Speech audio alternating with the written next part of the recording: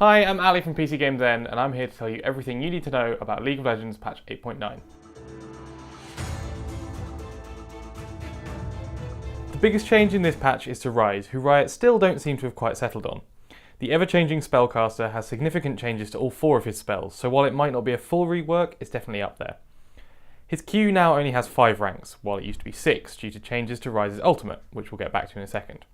It now scales less with mana, but deals some additional true damage to enemies he's marked with Flux. Rune Prison's cooldown has changed, and it now no longer has a mana cost. Instead, it'll restore a portion of Ryze's maximum mana.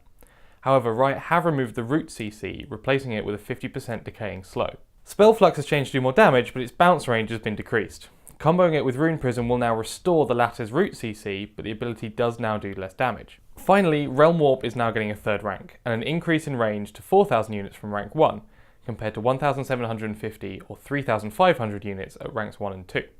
The cooldown, however, is going up. It'll now be 300 seconds at rank 1, up from 180 seconds before the rework. Another change comes to Lux, who's seeing the changes that were floated on the PBE in patch 8.8. Damage is down slightly on Light Binding, but the cooldown is down significantly, and the mana cost has also been reduced. Her shield will now always heal for twice as much on its return journey, and her E will now be a bit harder to hit. Both radius and missile speed are dropping, while cooldown and mana cost are going up. Poppy's also seen a change, with a higher range on her passive and her E, as well as a standard knock-up time of 0.75 seconds on her ult, if you don't charge it up.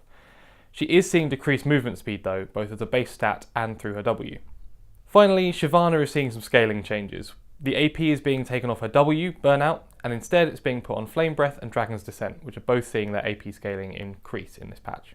Moving on to items, Riot are making quite big changes to mana in this patch, so the biggest item change is coming to DORAN'S ring. The item will now no longer give base mana regen or return mana on minion kill. Instead, you'll get 5 mana per 5 seconds, and it'll deal 5 bonus damage to minions. These changes do mean a lot of tweaks to spellcasters, and a whole host of them have seen minor changes to mana-related stats. A whole load of other AP items have also been changed. AP increases are coming to Zhonya's, Twin Shadows and Ryle's, while Hextech GLP 800 and Luden's Echo will now give you more mana.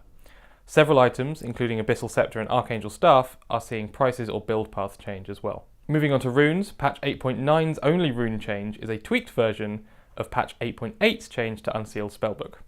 You'll now be able to swap one of your equipped summoner spells to a new single-use summoner spell on a 3.5 minute cooldown, decreasing by 15 seconds for each unique summoner spell you use. Finally, skins, and again there's just one this week. Evelynn is joining the Blood Moon family alongside Akali, Elise, Kalista, Kennen, Shen, Thresh, Yasuo and Zilean. As ever, this is just the PBE, so everything I've said here is subject to change by the time the patch rolls out sometime next week. If you enjoyed the video, make sure to like, comment and subscribe, and we'll see you next time. Bye bye.